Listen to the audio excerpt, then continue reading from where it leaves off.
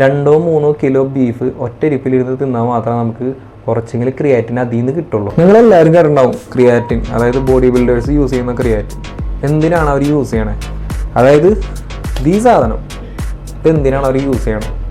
പലരും പറയും ഇതെന്തോ ഒരു മാരകമായ വിഷമാണ്, എന്തിനാണ് ഇവർ ഇത് കലക്കി കുടിക്കണം. എന്താണ് ക്രിയാറ്റിൻ മോണോഹൈഡ്രേറ്റ്?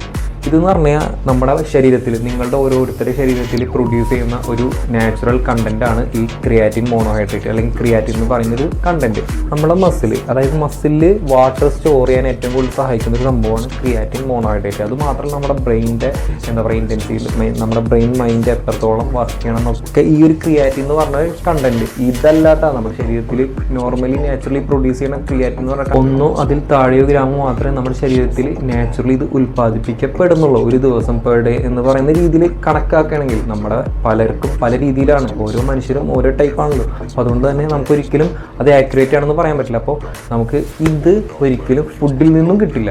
നമുക്ക് പ്രോട്ടീൻ, അതായത് വേ പ്രോട്ടീൻ നമുക്ക് ഫുഡിൽ നിന്ന് കിട്ടും. പ്രോട്ടീൻ നമുക്ക് ഏതൊരു ഫുഡിൽ നിന്ന് കിട്ടും? ചിക്കനിൽ നിന്ന് കിട്ടും, മുട്ടയിൽ നിന്ന് കിട്ടും, ബീഫിൽ നിന്ന് കിട്ടും.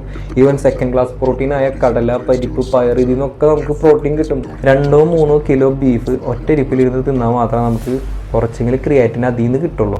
പ്രോട്ടീൻ കിട്ടും, പ്രോട്ടീൻ വേറെ സൈഡ്, പക്ഷേ പ്രോട്ടീൻ അല്ലാട്ടാ ക്രിയാറ്റിൻ. ചിലർ ചോദിക്കും പ്രോട്ടീനാണോ ക്രിയാറ്റിനാണോ നല്ലത്? സത്യം പറഞ്ഞാൽ ഇത് രണ്ട് സെക്ഷനാണെന്ന് മനസ്സിലാക്കുക. ചിലർ പറയും പ്രോട്ടീൻ എടുക്കണ്ടാ നീ ക്രിയാറ്റിൻ എടുക്കുക. ചിലർ പറയും ക്രിയാറ്റിൻ എന്തിനാണ് എടുക്കുന്നത്, നീ പ്രോട്ടീൻ എടുക്കുക, ഏതിലൊന്നും എടുക്കുന്നത്. ഇത് രണ്ടും നമുക്ക് ശരീരത്തിന് ആവശ്യമാണ്.